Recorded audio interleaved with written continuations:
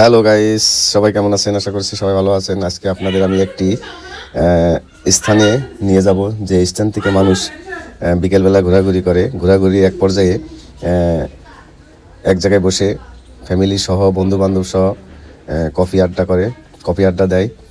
এখানে চা কফি সবই পাওয়া যায়, একটা পর্যটকের মতোই বলতে পারেন।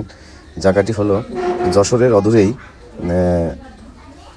বেশি দূরে না, যশোর শহর থেকে, নীলগঞ্জ থেকে অল্প একটু শহর থেকে দূরে পূর্ব দিকে। জায়গাটির নাম হলো ধানঘাটা। এখানে ধানঘাটা নামক যে স্থানটি, এই স্থানটির যে ব্রিজটা দেখলেন, ব্রিজের পাশেই কয়েকটি ছোট ছোট রুম করেছে। এই দেখেন সেই রুম এর জায়গায় এখানে যাওয়ার রাস্তা, কিভাবে রাস্তা করছে দেখেন, করে কফি হাউস করেছে। এখানে আমার কফি হাউসে বসে দেখেন আড্ডা করে, কফি খায়। আপনাদের এই জায়গাটি দেখানোর জন্য আমি সকালবেলা গিয়েছিলাম, ভিডিওটি করলাম। ভিডিওটি করার উদ্দেশ্য হলো আপনাদেরকে দেখানোর জন্য, এবং আপনাদের যদি ভালো লাগে জায়গাটি, তাহলে অবশ্যই একবার এসে ভিজিট করে যেতে পারেন। কফি খাবেন, প্লাস মাঠের যে দৃশ্য উপভোগ করবেন।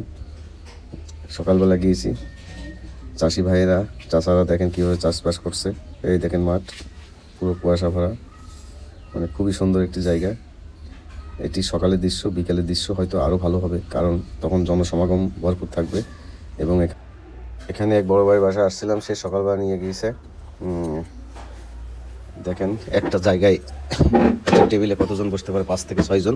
এখানে বসেই আপনি মাঠের দৃশ্য উপভোগ করবেন, এবং ঠোঁটে কফি লাগায় চুমুক দিয়ে মাঠের দৃশ্যটা উপলব্ধি করতে পারবেন, এখানে কীভাবে চাষবাস করা হয়। ধন্যবাদ সবাই। ভিডিওটি ভালো লাগলে অবশ্যই লাইক, কমেন্ট, শেয়ার করে পরবর্তী ভিডিও আপলোড করার জন্য আমাকে উৎসাহিত করবেন। সুস্থ থাকুন। ধন্যবাদ সবাইকে।